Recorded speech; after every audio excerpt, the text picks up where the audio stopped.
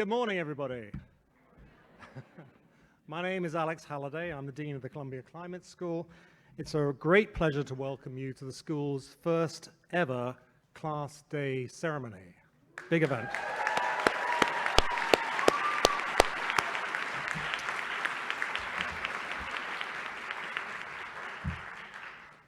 I'm joined here on the stage by my fellow deans, program directors, and faculty of the Columbia Climate School. I'd also like to acknowledge some people who are not here, in particular President Bollinger and the leadership of the university, who've done an amazing job in helping us launch this climate school during a pandemic, time like no other, but it was fantastic. So big round of applause for Lee Bollinger.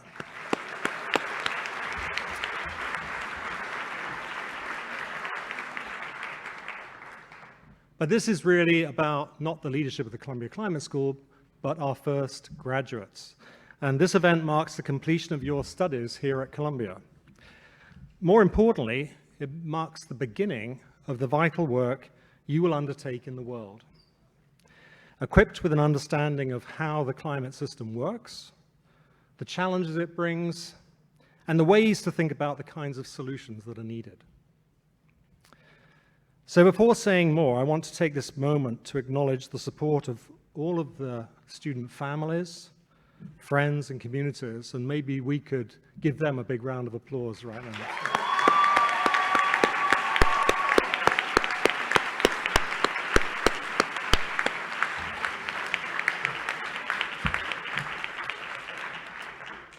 So, as the class of 2022, you are the first ever official graduating class of the Columbia Climate School. Congratulations.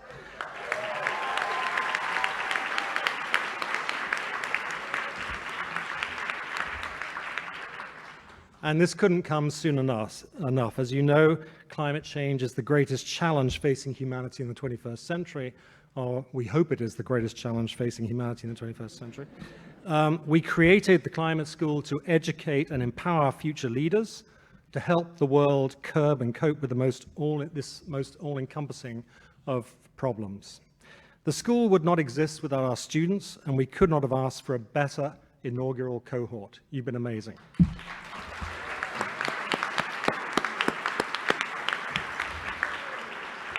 You have gone through a lot together this year, navigating a global pandemic, grappling with a war in Europe, in Ukraine, and all the while balancing and challenging a very challenging academic curriculum. So it is tremendously exciting to be graduating our first climate school students today. A key champion of the MA in Climate and Society was Lisa Goddard. She sadly passed away just a few months ago. She cared passionately about the students and the program, and she co-developed the Foundational Climate Dynamics course, teaching it to hundreds of students since the program's inception. She went beyond the role of an instructor, serving as a mentor who shaped the careers of her students deeply. Because this degree and its contents are all about this wonderful planet and its people, of course, but it's also about you and how your future gets shaped. While learning, you have developed close ties with one another, shared in each other's joys and triumphs. I imagine you may have pulled a few all-nighters together and supported one another through difficult times. I hope that the friendships you've made during your time here will continue to enrich your professional and personal lives for many years to come. It is really exciting to have the first graduates of the Climate School, but above all, what I want you to carry with you today is a sense of the importance of what you are doing, including the importance of learning from others. This world needs you, and you are all going to do great things. But with the climate crisis, it is clear we are all going to be learning for many years to come. So I wish you well on your journey as you venture forth. Thank you very much.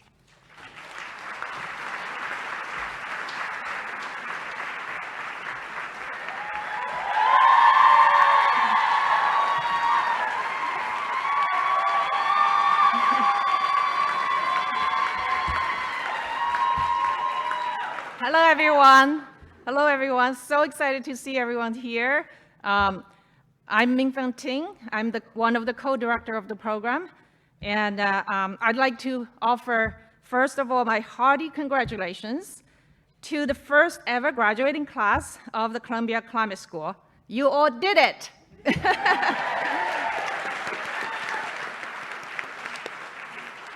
It felt like just yesterday when we welcomed all of you to the inaugural class of the climate school.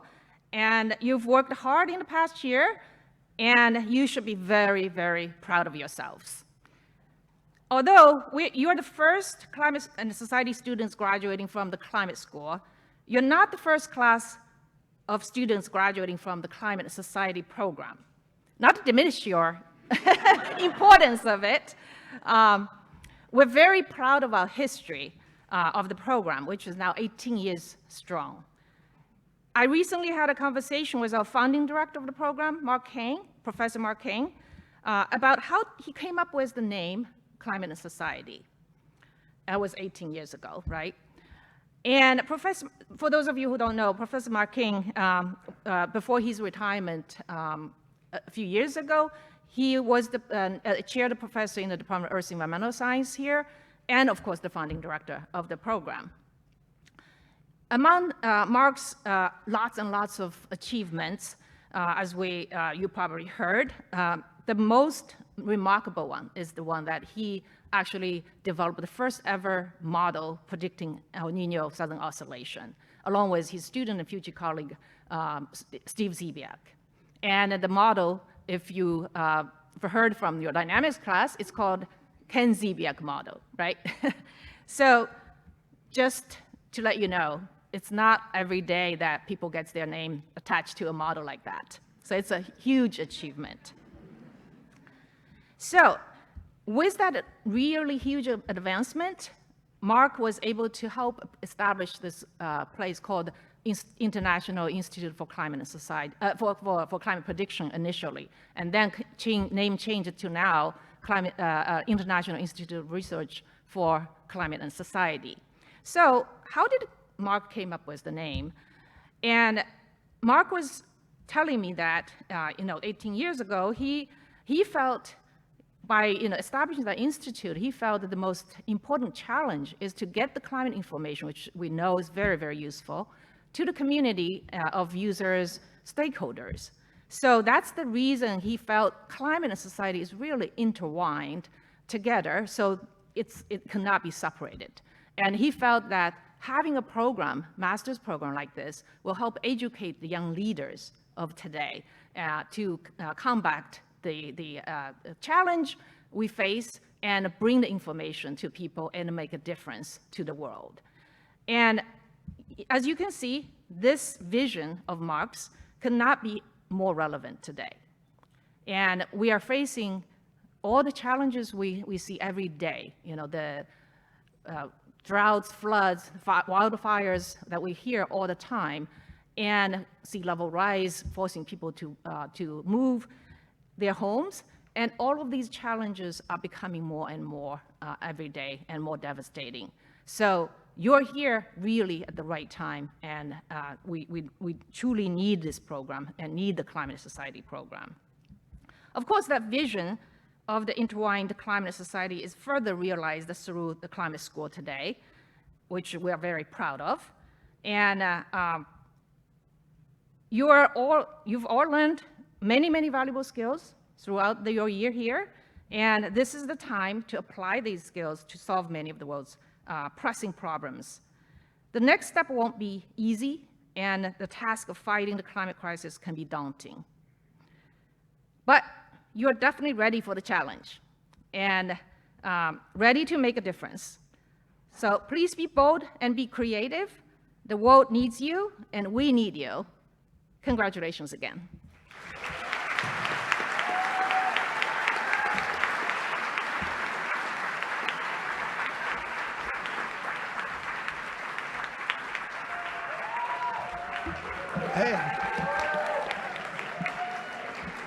Great to see you. I'm Ben Orlov, the other co-director of the Climate and Society program, and just wonderful to see you all together in one group, to see the families here, just how much you've supported each other.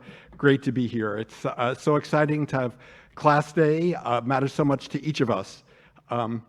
It's really a time of pivoting. I'd like to say I congratulate you on completing the 2-semester portion of the Climate and Society program, and you're moving on as well to the internships and capstones, the summer component. And those real-world experiences this summer are going to expand your professional development, leading you in the directions you've been hearing about. You'll be pivoting from the classroom to the world of action. Class day and commencement are arriving this year at a time of challenges. We're all familiar with the pandemic, with the war in Ukraine, with the disruptions in global energy and food systems, people starving around the world. We see threats to democracy, to basic rights, and we're keenly aware that climate change is upon us. Just in the last month, South Asia suffers from a prolonged extreme heat wave.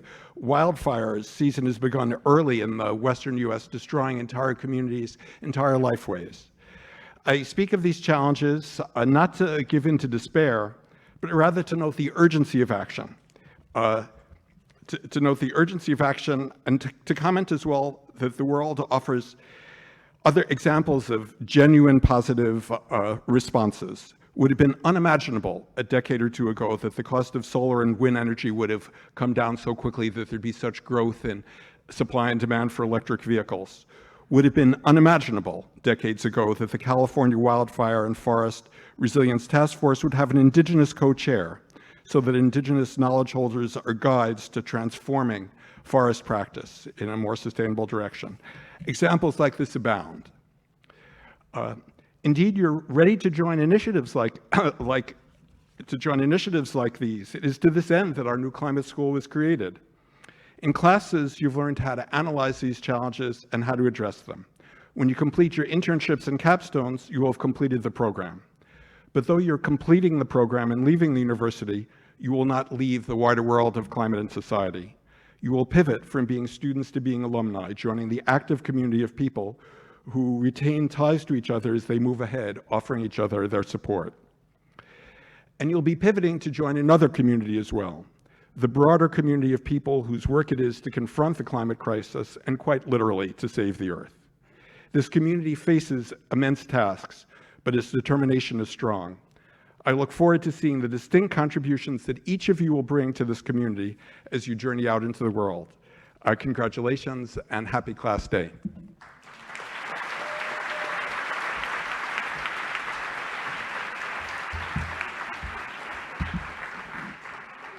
Good morning, everyone. My name is Jason Boroff. I'm a co-founding dean of the Columbia Climate School. This is just a thrilling and joyous day. I think I speak for everyone up here. I just got back late last night from the Aspen Ideas Climate Festival in Miami, a whole week of reasons for hope and optimism that we can get our arms around this challenge. But there's actually nothing in the last week or that I can think of recently that's more inspiring than looking at this group of future climate leaders, and it's just extraordinary. And please join me in giving them another round of applause.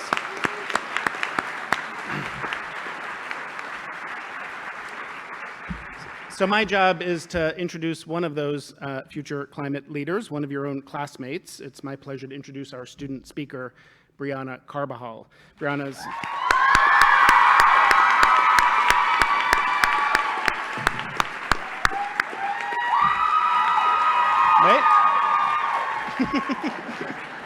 I'm going to tell everyone who doesn't know, you all know Brianna, I'm going to tell everyone who doesn't know Brianna. Brianna is a first-generation graduate student, a dedicated environmental justice advocate. They fight against climate change by lobbying for equitable energy policy for New York State's disadvantaged communities as an intern for We Act for Environmental Justice.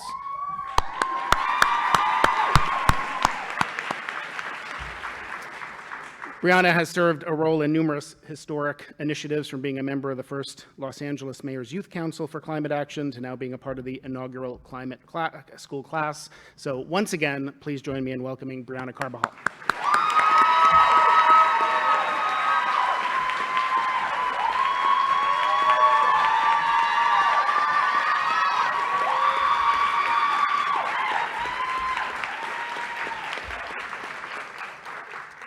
Greetings to all of our incredible faculty and Deans Halliday, Ramo, Bordoff, and DeFries. I would like to extend an extra special welcome to the friends, family, and guardians responsible for producing the incredible set of humans that make up the inaugural Columbia Climate School class of 2022.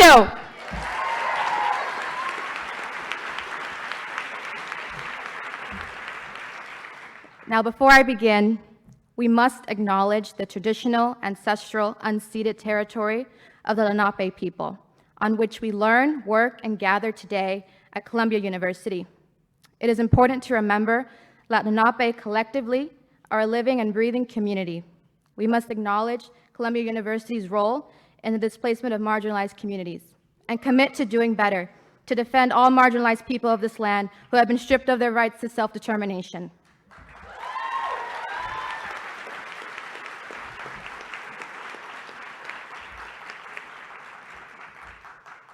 In our applications class, we were told humor is the best way to get people to trust what you say and like you. I then realized, oh, that explains a lot about why people think scientists are lying about climate change. Scientists cannot catch a break. In addition to being brilliant, they have to be funny. I mean, in my case, I became brilliant because I'm not funny. But let's give it a shot anyway, shall we? How many climate skeptics does it take to change a light bulb? None. It's too early to say if the light bulb needs changing. Thank you for the polite laughs, but I warned you I wasn't funny. What I am, though, is dedicated. Dedicated to the people who live on this planet and about protecting it for hopefully many future generations to enjoy. I will now perform a couple of excerpts from the poem I Am My Planet's Keeper by Francisco Freire. I am the sage against the machine, cleansing society of its ills. I am the dreams of my ancestors growing more vivid by the day. I am my grandmother's pot of beans ready to be nourished by a whole generation of freedom fighters. I am the monkey wrench that shut down the pipeline. I am the guerrilla gardener on the streets of Huntington Park. I am the rage of a neighborhood when our street vendor is arrested. I am Trayvon's hoodie positioned between the world and him. I am the caged bird that sings of freedom. I am the scorching heat of a Molotov cocktail hot enough to melt ice and warm my people for years. I am the flesh wounds of water protectors in Standing Rock. I am the lead pipes in Michigan. I am a red bandana, the first and only line of defense between a farm worker and toxic chemicals. I am the resistance.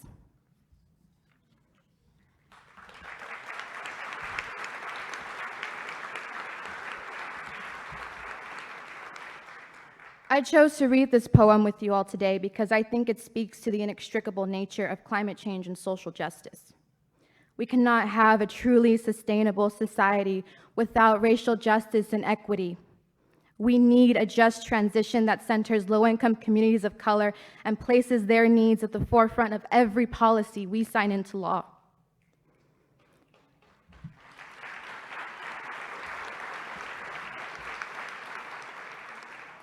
Scientists around the globe are risking arrest to bring attention to the latest IPCC report, stating emissions must be reduced 43% by 2030. We cannot afford to build any new fossil fuel infrastructure if we are to stay below 1.5 degrees Celsius of global warming. However, there is hope. We have all the solutions to climate change. We just have to implement them. Most importantly, we contribute to the world's hope. The climate crisis is intersectional. It will affect everyone on this planet in some way, somehow, some more unjustly than others. That is why it is necessary that we all came to this program with different backgrounds, interdisciplinaries, and perspectives. We are the solutionaries. I am certain we will all scream at the top of our lungs in ways people will listen that rapid climate action needs to happen now. As a tight-knit cohort of artists, authors, activists, scientists, social media educators, policy professionals, and so much more, we will be the change the world needs.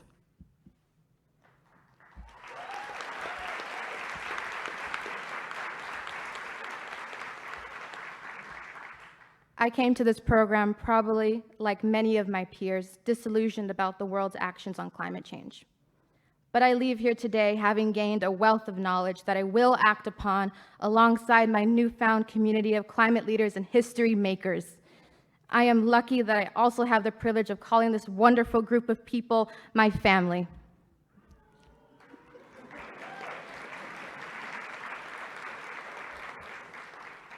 Last but certainly not least, I would like to thank my parents for taking their first extended vacation in over 20 years to be here with us today.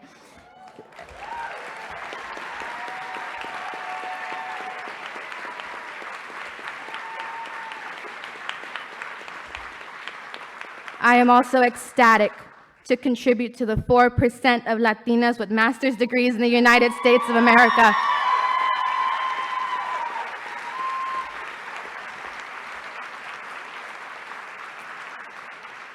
Muchísimas gracias a mis padres por su sacrificio para que yo pudiera estar aquí hoy. I'll leave us off with a quote by Christiana Figueres, read to us on our last day of climate law school this semester. The evolution of humanity is a story of adaptive ingenuity to the challenges of time. We face the greatest challenge of human history. We may be challenged beyond our current visible capacities, but that only means that we are invited to rise to the next level of our abilities, and we can. Congratulations to the inaugural class of Columbia Climate School. We did it.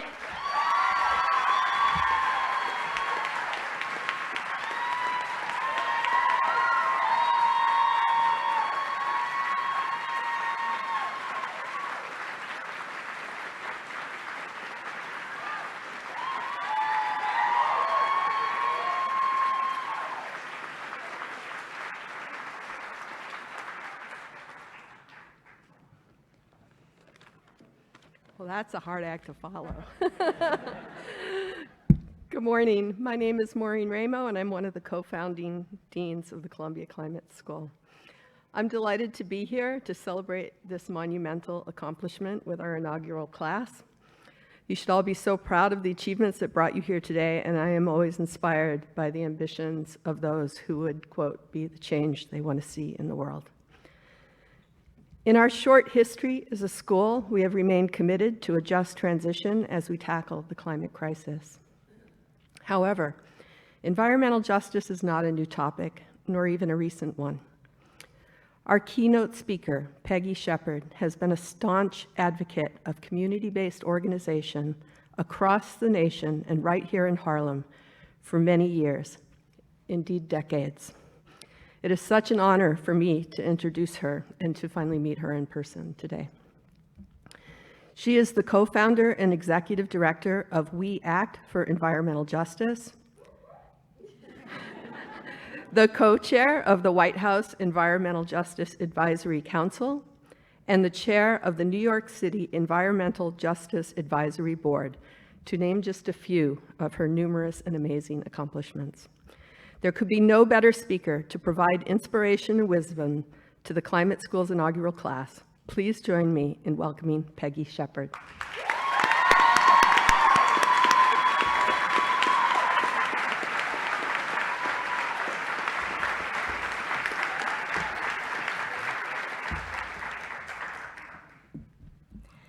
Well, good morning, everyone. It's great to be here with you.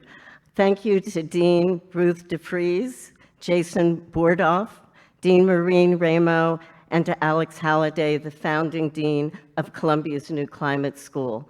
Thank you all so much. Now, they have invited me here today to have a chat with you, the first graduating class of the climate school, for whom there are truly great expectations. Now, I've always had great expectations. As a high school student, I wanted to be a journalist, a magazine editor, and a beatnik poet living in Greenwich Village. Now, I achieved all those goals, except I didn't become the beatnik poet. I became a community organizer and co-founded We Act for Environmental Justice instead.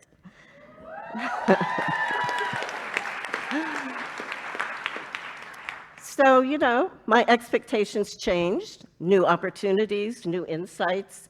transported me from the publishing world to one of climate activism, policymaking, and the work to institutionalize advocacy in disadvantaged communities. WEAC's theory of change is that we can build healthy, sustainable communities by engaging the most affected residents to engage in environmental and climate decision-making. And WEAC works to advance new concepts to sustain our neighborhoods here and abroad. So let me ask you this. What do equity and ethics have to do with climate change? You know, that question startled me, it alarmed me at a board meeting when it was asked by a businessman who I had interacted with over the years. I looked around the room to gauge the tenor of the other board members, and I felt so relieved when the first person to respond was your dean, Ruth DeFries, who spoke up and said, equity has everything to do with climate change. And equity is at the core of reports from the International Panel on Climate Change, the IPCC, which says that climate change will impact every person throughout the world, that it requires long-term global solutions to mitigate future climate changes, that we must assist people in adapting to the impacts that are already occurring. And I believe we must acknowledge the role of racism in government policies that have led to redlining, segregated housing, and disinvestment in so many communities.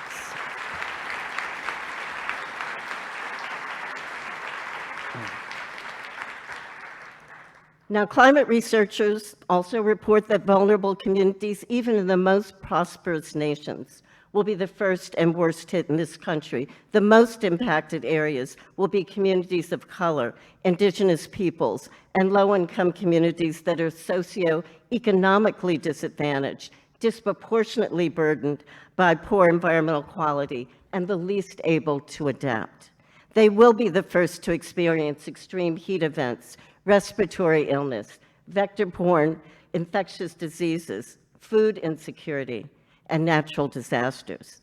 Now, almost any night, we can turn on the news and we can watch the news of wildfires in California and New Mexico, flooding along the Gulf Coast, extreme heat in urban centers, drought that disrupts the food chain and creates serious and catastrophic climate migration.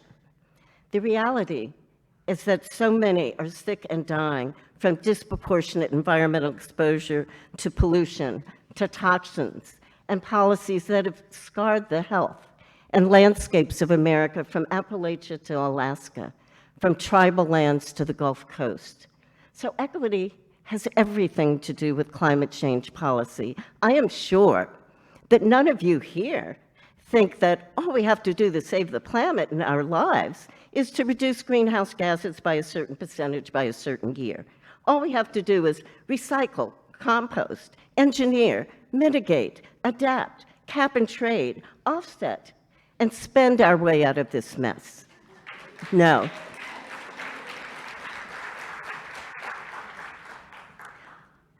All we have to do is get rid of fossil fuels, electrify everything, transition our workers to solar and wind farms, spend billions on carbon capture and sequestration and other false solutions.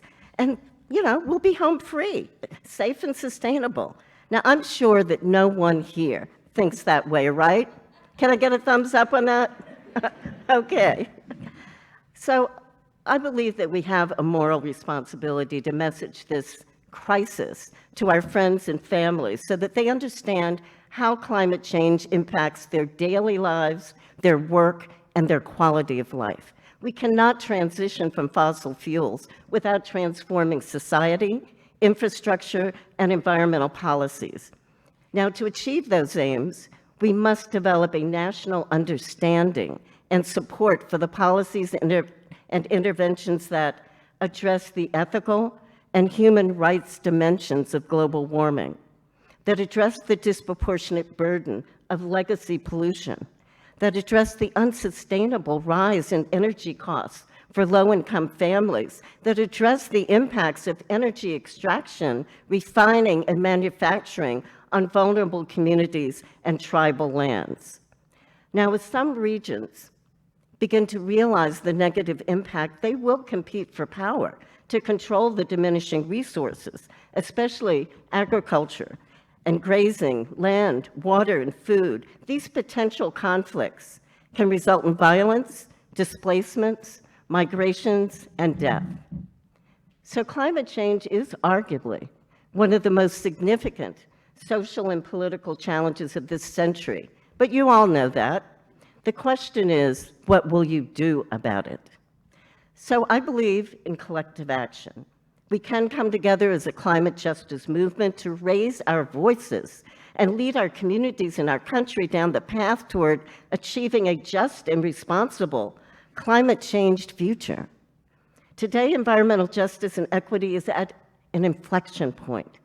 Diverse sectors have recognized that crucial voices have been absent from the urgent, essential debate on how to achieve carbon reductions quickly, efficiently, and with equity. Now, that was the agenda last week at a retreat I attended in Jamaica, hosted by the Climate Finance Fund, for about 20 folks who are activists, bankers, and fiscal policy specialists. And together, we're building a coalition to help determine the equitable investment of capital for climate intervention in disadvantaged communities. We discussed a number of things. How might we harness community-focused depository institutions and lending programs to provide racially just climate finance? How might we leverage U.S. financial policy to accelerate and support racially just climate action in the global South? And how might we leverage insurance, investments, and retirement policies to address racial inequity and the climate crisis? Together, we can all participate in determining the future of our economy and the environment. We can develop policies and programs that protect the most vulnerable communities of our country. We can advance technological solutions and economic opportunities. We can educate and hold public officials accountable, and we can demand action to create a just transition to a clean, renewable energy economy in future. So I ask you, how will you meet the challenges that must be addressed in order to improve life on Earth in the environments where we live, work, play, and learn?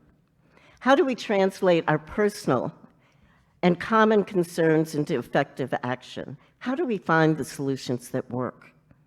The challenge I have been offered, the challenge that I have embraced, is that all residents should have access to clean water and clean air, equal environmental enforcement and protection, and the equitable distribution of benefits, burdens, and resources.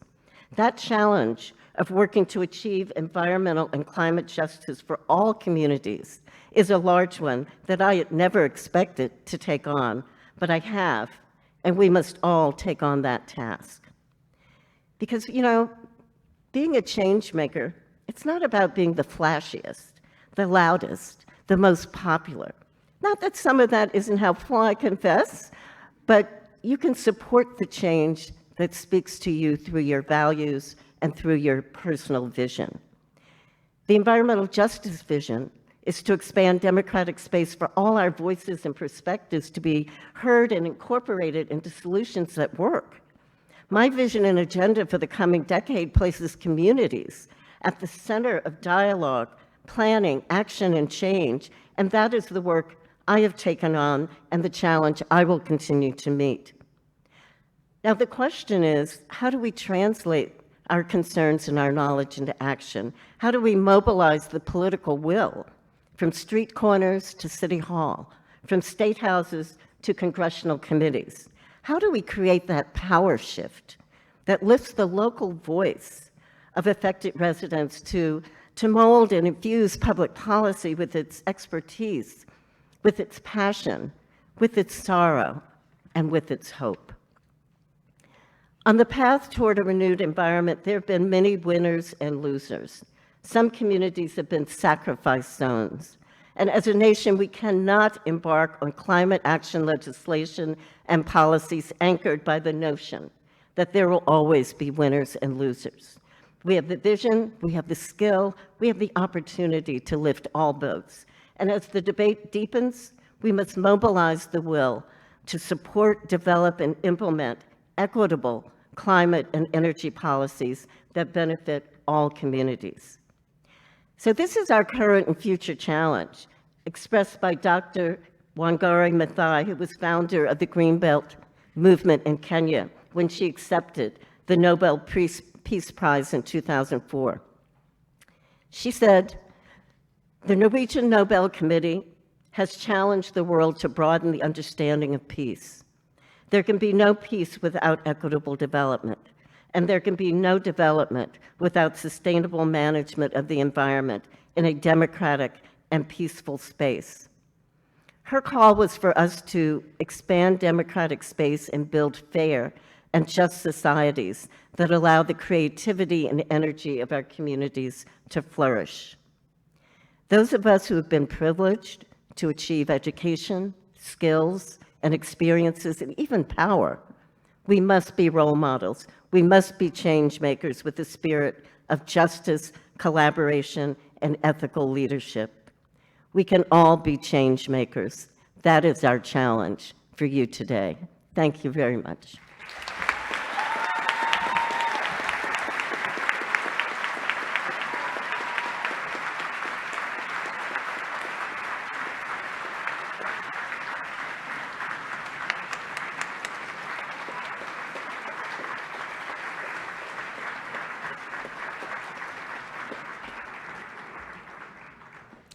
Thank you, Peggy.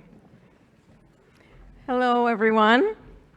I'm Ruth DeFries. I'm a co-dean here at the Climate School, and I'm so happy to be here with you all, students, family, friends, to celebrate our inaugural class. Students, you've worked so hard to reach this point in your academic careers. It is my honor to begin the student procession. So that we can celebrate everyone together, let's please hold our applause until all students' names are called. James Anthony Gordon Kahn.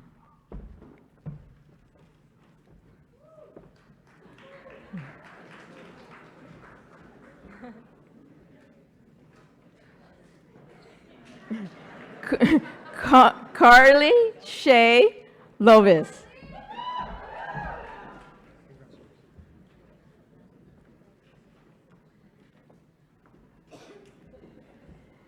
Nicole Ashley Lower.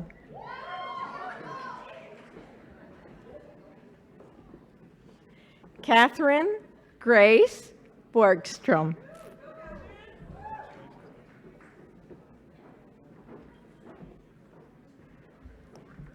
Isabella Marisol Orgel. Olivia Anderson.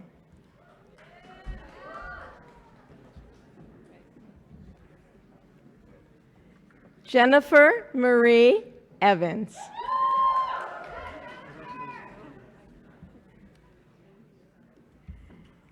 Georgia Shivatz.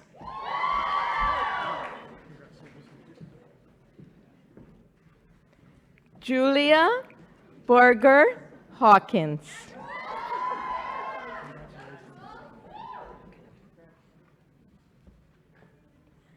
Navita Nadaraja.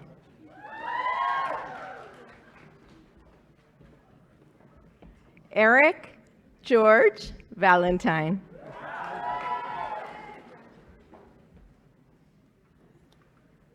Christopher Dedo.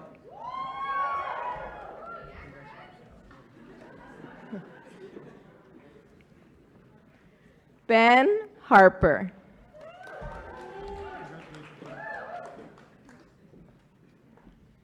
Emily Denny.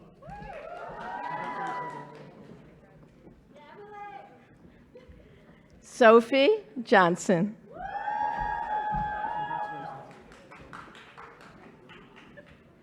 Gabrielle Joanne Batsko. Susanna Eidman Hicks.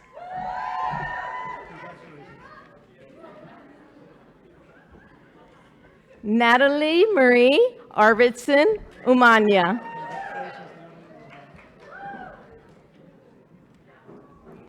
Joe Kevin Steed. I said that wrong. Brianne Carvalho.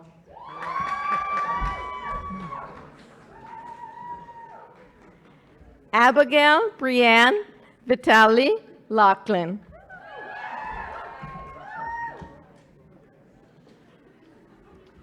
Sophia Fall.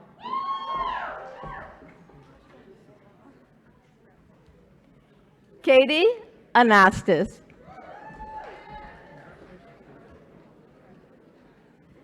Abigail Drabick.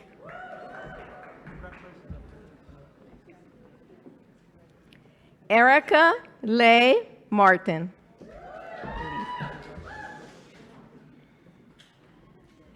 Naya Shim.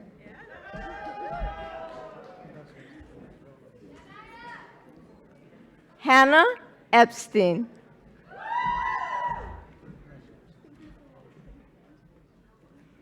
Zachary Weiss.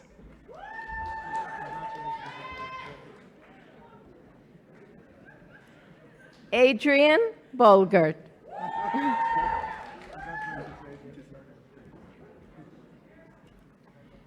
George Meddings.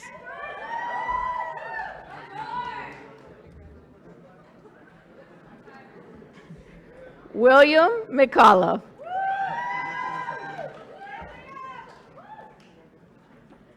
Matilda Robinet.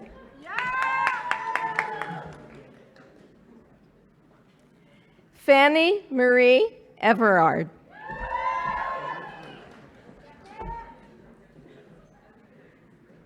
Lucia Fitch Bragg.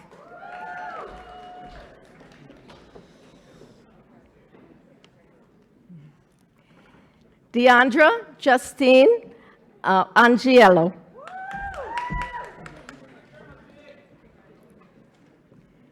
Emily O'Hara.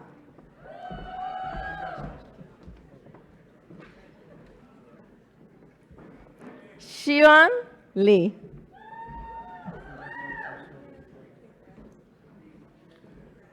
Puchang Shuwen.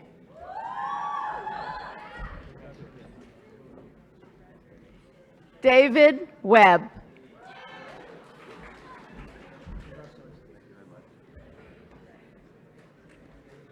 Noel Nemaya Abrai.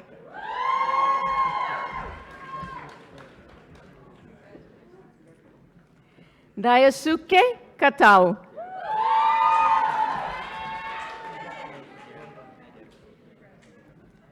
Olga Frolova.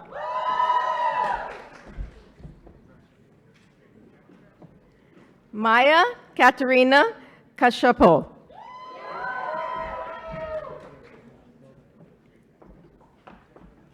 Leah Rachel Adelman.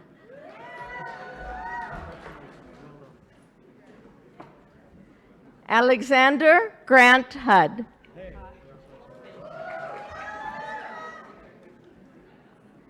Annika Larson.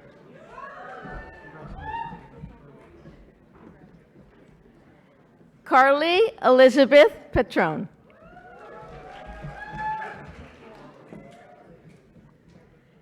Carolyn Kennedy Gleason.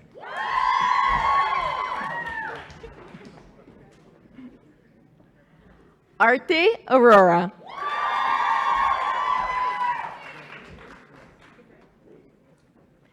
Madeline Traynor.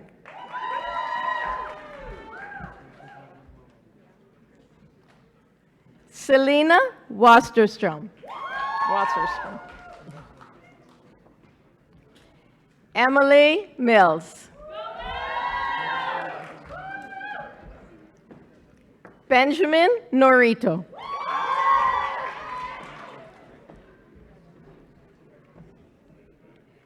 Kiki Pacini. Lindsay L. Jackson.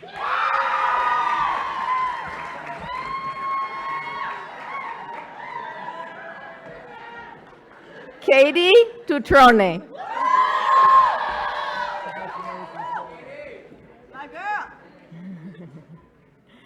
Gabriella Cavallini.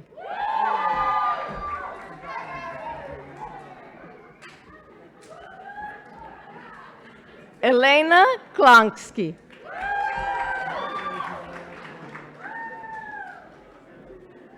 Lily Andrews.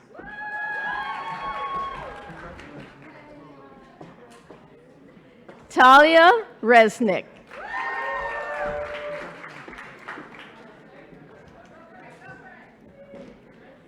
Audrey Black.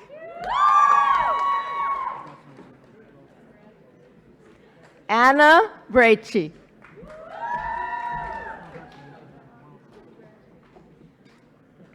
Lexi Scanlon.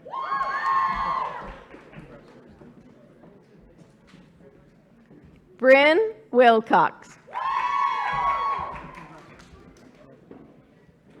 Marin Gilvernay Paganabaraga.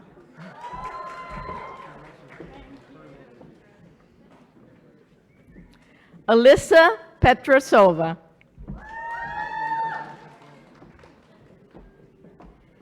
Penmai Chongtua.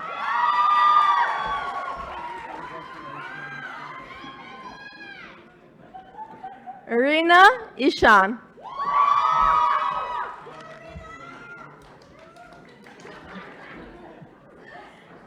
B. Guzman Elliott.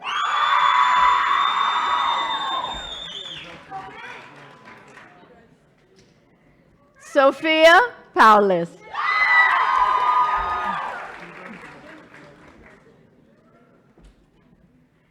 Yunchen Chiang.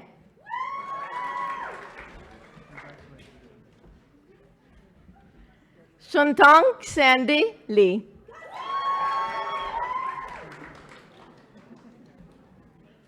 Heather Ray Witzel Lakin. Tanya Vidaking. Maddie Birch. Emily Davis.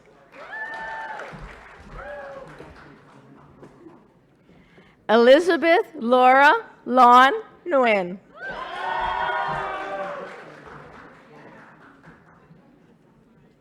Jolie Lisette Villegas.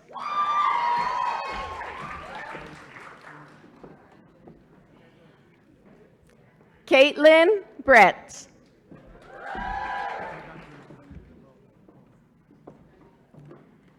Abigail Hubline. Alexandra Potter.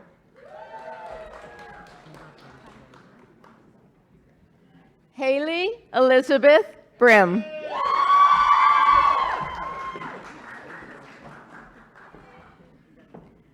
Emily Torum.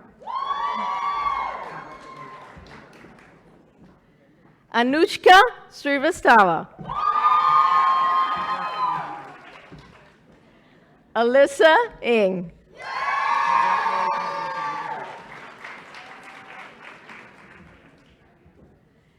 And that concludes the student procession. Let's give them all one more round of applause.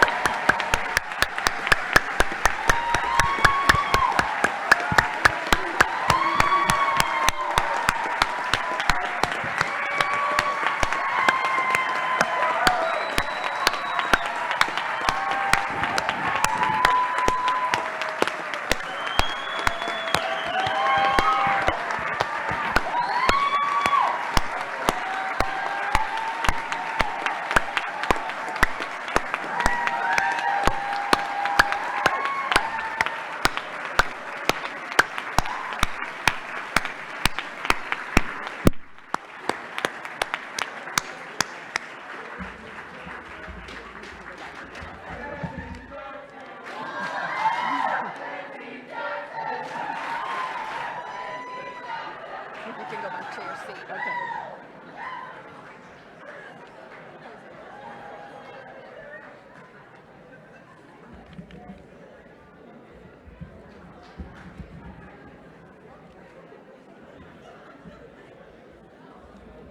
So I just think we haven't had enough congratulations. So let's have one big more congratulations to the Columbia Climate School class of 2022.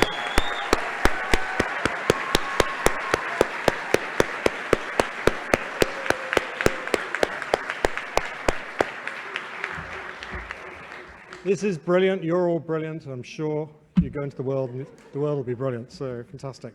So go forth, change the world. But meanwhile, let's make our way to Ansel Plaza for some refreshments. Please allow the graduates to exit the theater first.